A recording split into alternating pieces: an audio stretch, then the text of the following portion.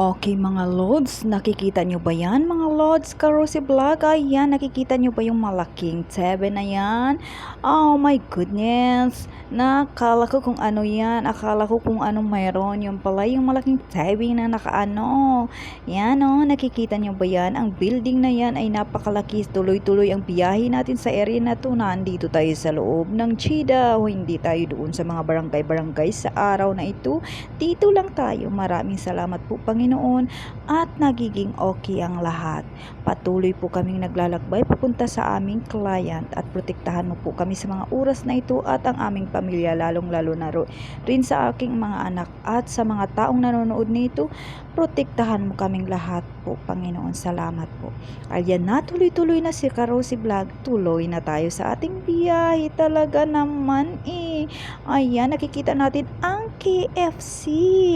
So, itong oras na to, na-feel natin ang gutom kasi ang nadaanan natin ay mga pagkain natin. Yung mga pagkain masasarap, na takam-takam na tayo kasi medyo matagal na tayong hindi nakatikim ng ganon kasi nakasubsob tayo sa trabaho.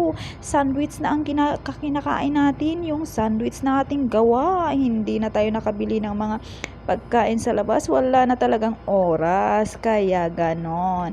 Ito tayo na, hinto kami dahil nga sa traffic at tuloy na naman ang biyahe namin. Tingnan nyo kung saan kami pupunta. Napakaganda ng area na to, mga building na to ay nasa gitna rin na tayo ng Jeddah hindi, ito yung yung mga VIP dito, mga VIP talaga.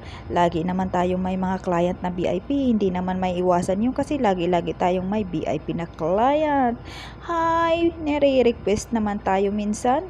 Okay lang yung kung hindi tayo request at maraming mga client ang makakita sa ating galing. Kaya Karosi Vlog, tutok na kayo dito at mag-comments na kayo sa baba.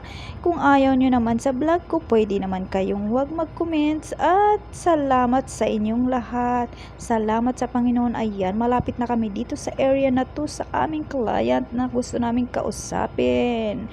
Ayan, malapit na kami dito sa client na to. Kaya ayan, dahan-dahan na lang ang aming takbo kasi baka magkaiwas, maanuhan natin, laktawan talaga. Nalaktawan talaga.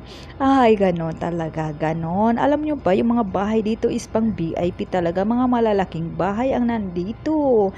Kaya yan, sige lang, dahan-dahan lang tayo hanggang sa makarating tayo sa ating paruroonan. Kasi mas maganda naman yung dahan-dahan kaysa ipasok mo agad. Oh no.